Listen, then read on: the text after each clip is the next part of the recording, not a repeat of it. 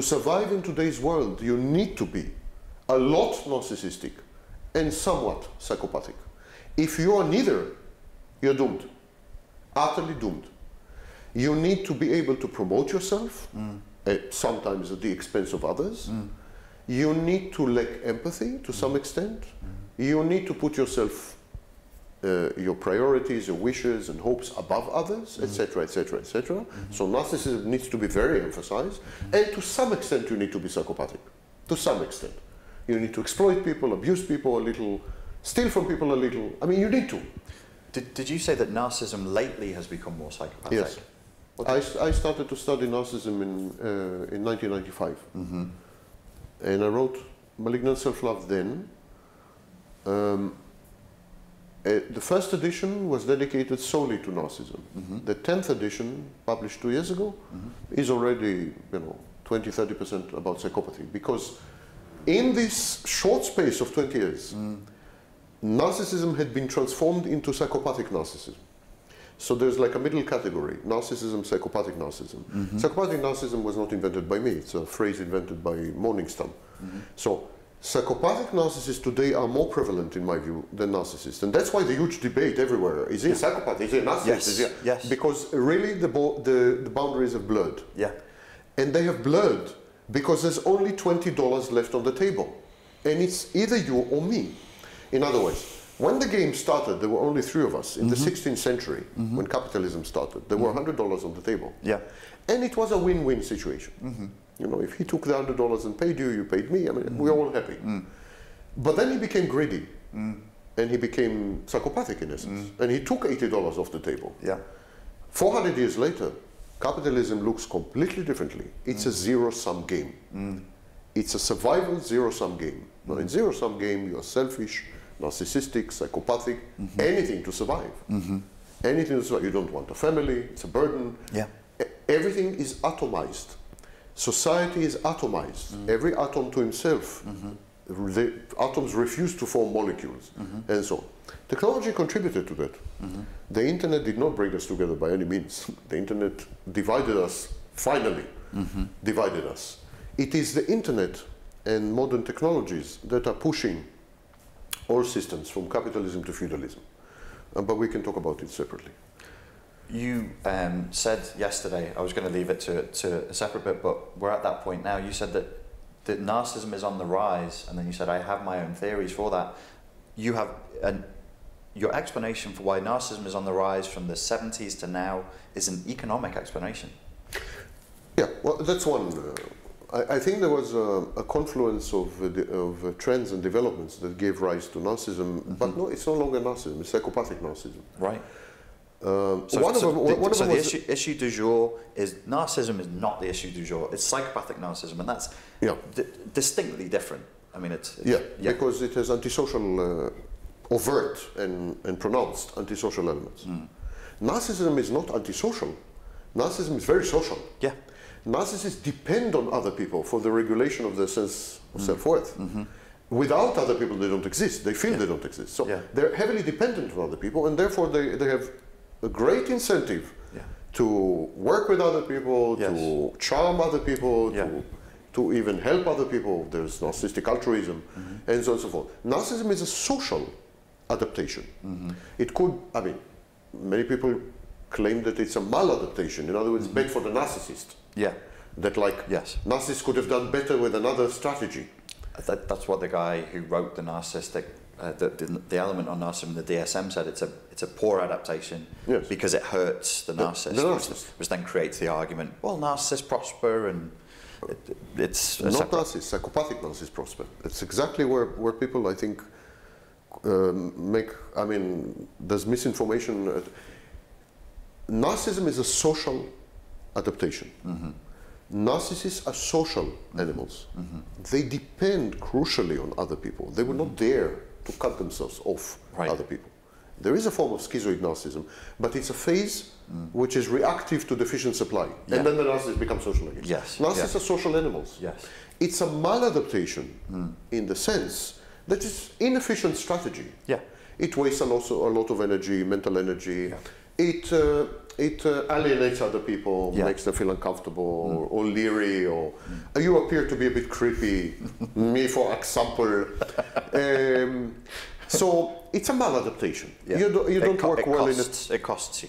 It costs you. Grandiosity makes you a bad team player, so in workplace and so. But it costs mostly the narcissist, actually. Yes. Psychopathic narcissism is an entirely different ballgame. And the vast majority of victims online are not complaining about narcissists. They're complaining about psychopathic narcissists, unbeknownst to them.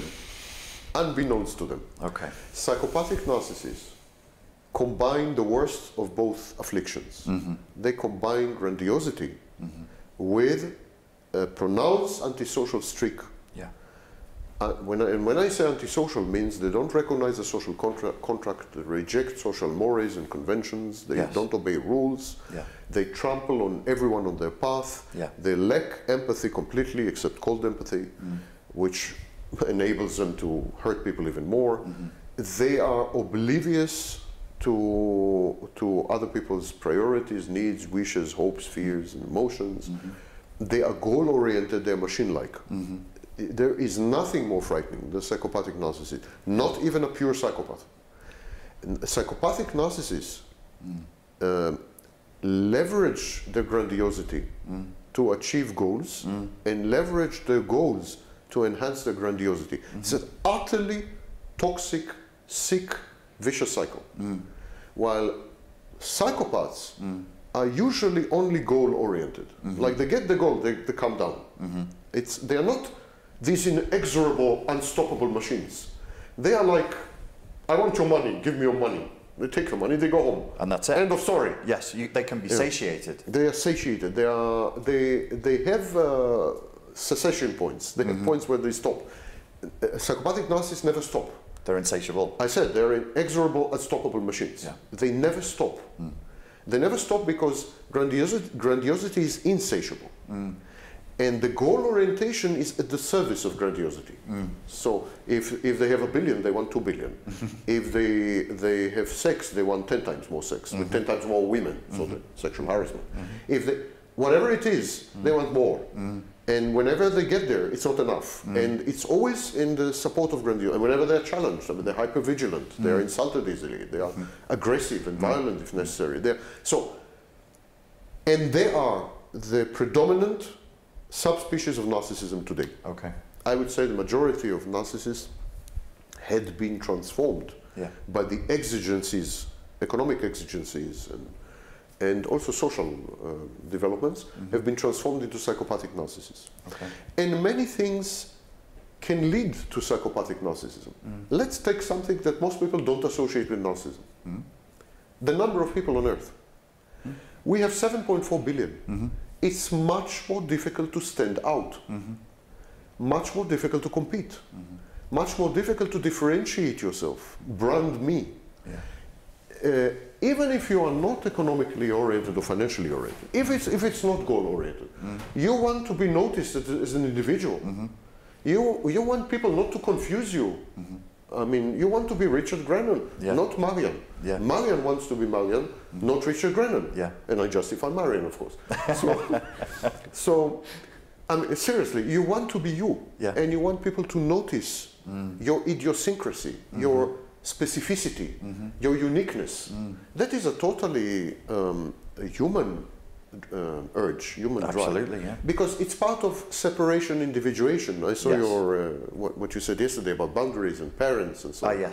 So a good parent encourages you to separate. Encourage you to become an individual, to individuate, and one of the ways of doing this is putting boundaries and so on. So, but the minute you separate and individuate, you are separate and you are an individual, and you want people to notice that. You want people also to notice your boundary. But how do you do that when you're a statistic? How do you do that when you live in a city of 20 million people? So I think narcissism is a reaction to our numbers, simply. It's a way of standing out. And we are forced to become more and more extreme because everyone else becomes more. it's the escalation is inevitable. Yes. I mean, you put a ring in your navel. You used to stand out That was 20 years wild, ago. yeah. Wild. Today, I mean, everyone has a ring Your in the geography teacher will have neck tattoos up to his ear, and I mean, everybody has now that. it's standard. Yeah.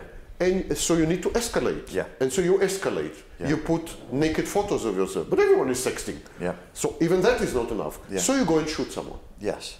You go and shoot out your school. Okay. And even that lately is not enough because there are 400 school shootings in the United States every year. it. Everybody's doing this. I mean, in between McDonald's. So even that is not enough. Yeah. So terrorism. I think there's an arms race of being noticed. Yes. Not being noticed necessarily narcissistically, just being noticed, just being seen. People want to be seen. And so they escalate and escalate. And at some point of escalation, you cross the border and you become a narcissist. Yeah. And then when you escalate even more, you cross another border and you become a psychopathic narcissist. Here is an example of a demographic trend which no one associates with narcissism, but in my view is a major engine and driver of narcissism. What is Facebook? What is Instagram? These are desperate attempts, cloaked as technology, to be seen, to be noticed, you know. Hey, look at me, I'm alive, I'm here, I'm special, I have something to tell you about myself. I'm not like anyone, like everyone else, I have my own, you know. And then you have 40 friends. It's a bloody hell. I have 40 friends and stupid fat cow Amanda has 4,000. What's going on here? What is she doing that I'm not doing? And then you look at fat cow Amanda and it's a naked fat cow Amanda.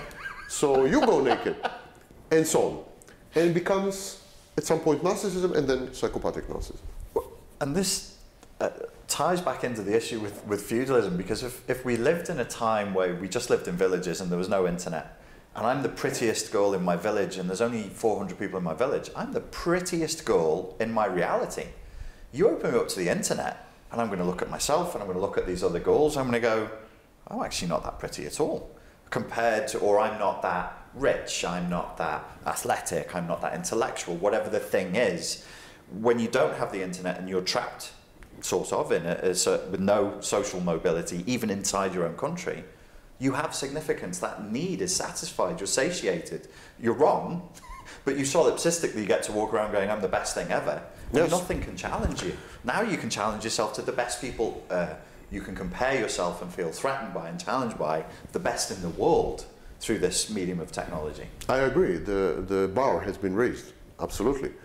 And what was the aim? Why did we organize ourselves in families and communities? And coming to think of it, it's not a very efficient way of organization, because it implies altruism. If you're in a family, you have to be altruistic. Yes. Altruism is a very bad evolutionary strategy, unless it has a clear transaction value. Yes. Like, I'll be altruistic to you only if you're altruistic to me, you're a selfish bastard. Yeah. So I will be. Right. So we'll say it this evening. So in the absence of this, in the absence of such a clear transactional, altruism is a bad evolutionary strategy, inefficient strategy. In families and in communities, we are forced to this kind of altruism, which is economically and evolutionarily inefficient. So why did we end up with these inefficient organizational units? Well, I think one of the main reasons, one main reason was, of course, to allocate wealth across generations. Communities and families help us to balance wealth allocation, transfer wealth across generations. And that's why there is issue of romantic jealousy and to make sure that your offspring is your offspring, and so on. And this is what we call evolutionary psychology. But I think one thing has been not neglected, never ever mentioned. I think one of the main reasons, maybe even more than economics, that we have families and community is because in families and communities we are always unique. Absolutely unique. I am unique to my wife. I am unique to my children. I am the only father. Being the only one is crucial. It's part of healthy narcissism. Healthy narcissism. Not sick. It's crucial. Now, when I make a family, I have created this solipsistic bubble Yes. within which Yeah. there's no one like me. Yeah. I'm the one and only, you know.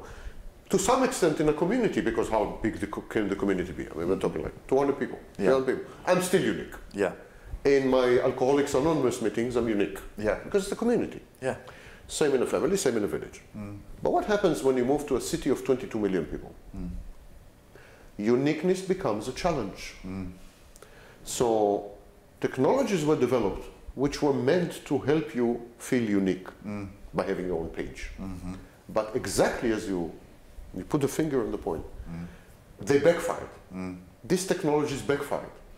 Now you were diluted, not among 22 million, but among 2.2 billion, Yes. the number of subscribers to Facebook. Yeah.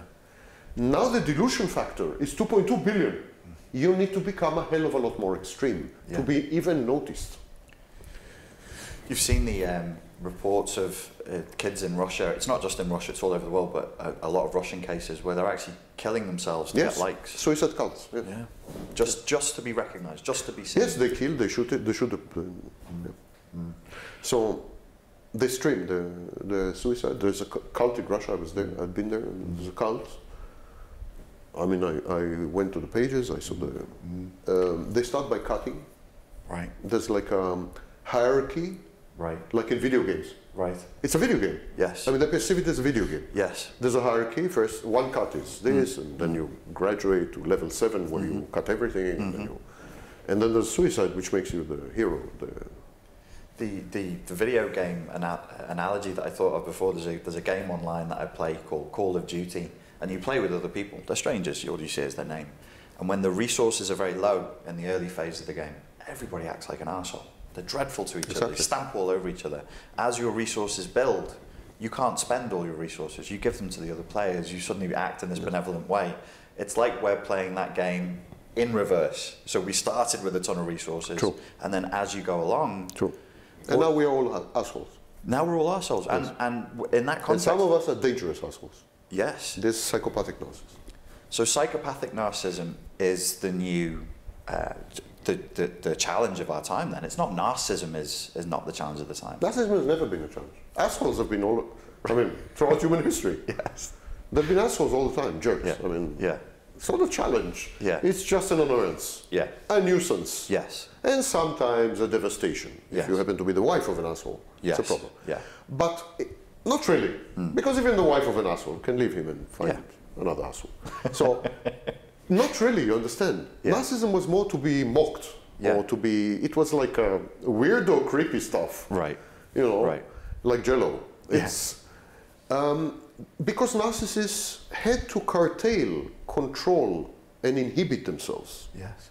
Curtail and control their environment, their behavior, and inhibit themselves because they needed something. Narcissists need something from the environment. Narcissistic supply. Psychopaths don't. Psychopaths don't need anything from the environment. Psychopaths only take. They don't need, they take. When you are a psychopathic narcissist, this narcissistic supply that the narcissist begs for, the psychopath takes. It's a big difference. I, as a narcissist, would beg you for supply. Richard, am I not a genius? Please tell me that I'm you. But if I'm a psychopath, I'll put a gun to your head. Better for you to say that I'm a genius, or I'll shoot your brains off. That's the difference. Yes, I want the supply. I want, like Donald Trump, to tell me that I'm a genius. But if you don't, I will take away your security clearance. I will have you fired from the newspaper. And maybe I will run you over. I mean, that's the difference between narcissists and psychopathic narcissists. And today, majority of narcissists had been transformed into psychopathic narcissists by the radiation, the environmental radiation, which is the increase in population, which is the economic inequality, increasing economic inequality, and other trends, by the way, which led to psychopathic narcissism. Not the least of which is that psychopathic narcissists are successful in feudal environments. In capitalism, capitalism implies, although it's malignantly individualistic, implies playing by rules. Capitalism is rule-based, always. I mean, it has to be rule-based. If you break the rule, I mean, you can be psychopathic, you can be whatever you want, ambitious, greedy, entrepreneurial, but it has to be rule-based. Yeah. Not so feudalism. Yeah. In feudalism, the source of rule is the personality at the top. Yes. Authority flows from a person. It's a personalized system of organization, of politics, and of law. So it was Hitler who was Germany, not the laws of Germany. Yeah. So in feudalism, psychopathic narcissists will be very successful because they recognize no rules and no laws, and they are very good at setting their own rules and laws. I think they are the natural leaders. Yes. In feudalism. They'll rise to the top. They rise to the top. In that chaos. I'm thinking of Richard the Lionheart. I read a biography of his. It sounded to me, as I'm reading it from a psychological point of view, narcissistic psychopath, probably battling traumatic brain injuries from jousting and the various things they used to do. But his attitude to how he lived life and why he was doing what he's doing, the consistent need to invade, to rape, to pillage. He's already the wealthiest man, or one of the wealthiest men. And there was no, you sort of read the story and you think, why was he so bloodthirsty? Why was he so sadistic and prone to create all this chaos? He's not alone. He's not alone. I mean, absolutely not. And I mean, 100 years later, you had even the terrible one. It's only psychopathic narcissists become the leaders in a feudal system. Right. The feudal system is not rule-based, and psychopathy is not rule-based. Right. In capitalism, you would have narcissists, which rise to the top, but you will also have many non-narcissists. As long as you play by the rules, your personality structure and disorder is not really critical. Yes. Not relevant, I would even say. Yeah. Just play by the rules. Yeah. And if you have the right personality, ambitious, greedy, entrepreneurial, inventive, you'll be okay. So, but in feudalism, psychopaths rise to the top. Yeah. Still, strangely, people feel much safer with psychopaths at the top than with an amorphous, abstract, non-human system. That must be, the evolutionary psychologist must have something to say along the lines of, if the strongest monkey in the troop is running the troop. Kevin Dutton says that psychopathy is an evolutionary adaptation. Right. And that we absolutely need psychopaths as leaders. Yes. He says that a good leader is a leader who doesn't care to sacrifice 20,000 soldiers. Yeah. Or to kill, or to burn a village. Yes. That's a good leader. Yeah. So he said, well, naturally leaders should be psychopaths. But Kevin Dutton doesn't realize that he is already embedded in the feudal state of mind. He is already propagating and promulgating a feudal ideology, not a capitalist one. Yes. Because no capitalist will agree with what he says. No. Capitalists say, are you crazy? Yeah. No single individual should rule the organization. Rules Yes. are non-human. Foremost. Rules are foremost. Yes. Yeah. Not personalities. Like, it is the presidency of the United States that matters, not a specific president. Yeah. Trump will not agree with it. No. He would say that Trump matters. By the way, he talks about himself in third person. Yes. Trump says, Trump agrees, you disagree. People criticize Trump. I mean, so, and Hitler, of course, would not have agreed. He said that he is the embodiment of Germany. Right. When Kevin Dutton says, yes, we need psychopathic leaders, he is already the first wave of feudal ideology. Right. And then you have Stalins and Hitlers and so on, but you also have benevolent kings who were psychopathic, of course, because they had to kill all their brothers and so on before breakfast. But they were still, benevolent after that. For 50 years they did good things and so on. So it's not that all psychopaths end up with a devastation, destruction, and post-apocalyptic landscape. Yeah. Many psychopaths construct fiefdoms and kingdoms that still cater to their needs, but everyone else benefits. Right. I think overall people feel much safer with psychopaths precisely because of this dual potential. Like, if need be, he's a badass. Yeah. When he's not a badass, he's a ruler like any other ruler. Right. So we get a twofer. You get the twofer. While if you are only rule-based, if you play by the capitalist game and you are rule-based, you're very constrained. Yeah. And in an unsafe, insecure, insane, chaotic world, being constrained is absolutely a very bad idea. I wonder if that's some of the problems that we have.